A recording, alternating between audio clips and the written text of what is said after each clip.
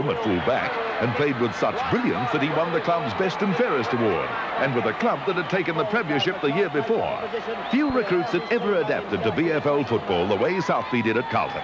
To prove his first year was no flash in the pan, Southby played superbly in 1972 and was again the Blues' outstanding player, this time in a Premiership side. In 212 games, Southby has been a magnificent defender for Carlton. He has pace, judgment, safe hands, and is a penetrating and accurate kick. All attributes that have combined to make him one of the finest fullbacks of all time. Kelvin Moore has kept a low profile during his 226 games with Hawthorn. He's always been highly effective and relatively unobtrusive. Yet since he joined the club from down Frankston Way in 1970, there have been few more economical fullbacks in league football. Moore may lack the leap and dash of his teammate Peter Knights, but his job has been to stop goals, and the statistics prove that he's done so remarkably well. In the late 50s, John Beckwith teased the vast MCG crowds with his style of back play.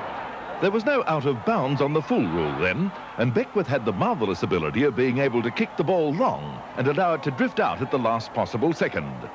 John Beckwith had great success as captain of Melbourne. He played 176 games and led the Demons to the Premiership in 1957 and again 2 years later. When Nankervis took over the back pocket position in the mid-70s for Geelong, he knew just what to expect. Nankervis had joined the Cats in 1967 from local side Barwon and was to quickly establish himself as Billy Goggins' roving sidekick. In the years since he moved to defence, Ian has often managed to accumulate more kicks than his roving opponents. Captain for the last 3 years, Ian has played 267 games and won his club's Best and Fairest award a record 4 times.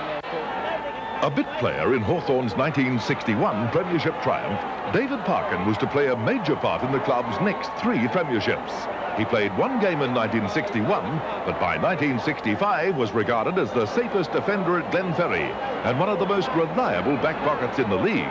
He backed his judgment and played with a tear-through style that endeared him to coach John Kennedy.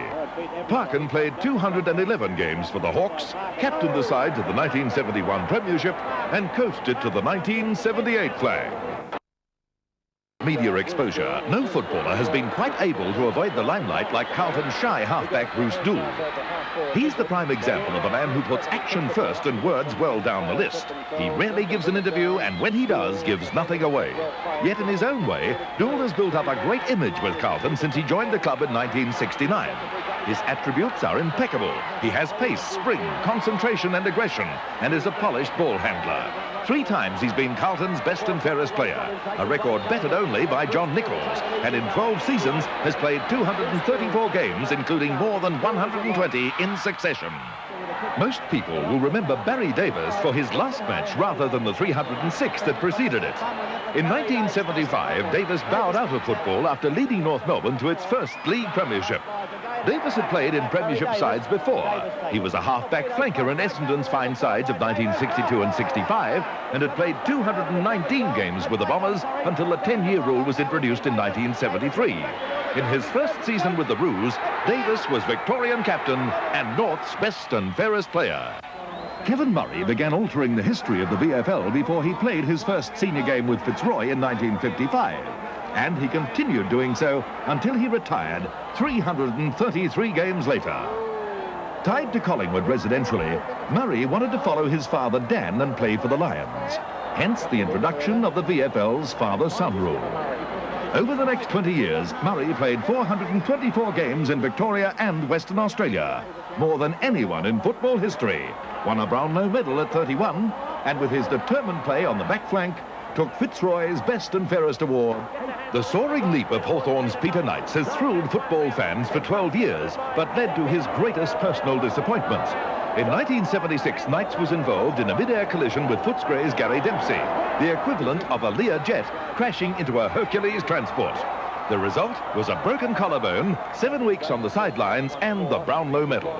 Despite his layoff, Knights led the count until the second last vote. From his first game as a schoolboy in 1969, the blonde centre halfback has been one of football's most colourful and dashing players, and one hopes he'll continue to be. From 1952 until his retirement in 1962, Neil Roberts was literally the golden-haired boy down at the Junction Oval. He joined the Saints from Melbourne High School Old Boys after winning the amateur best and fairest and played a handful of games as a forward in 1952. It was to be at centre-half back, however, where he excelled.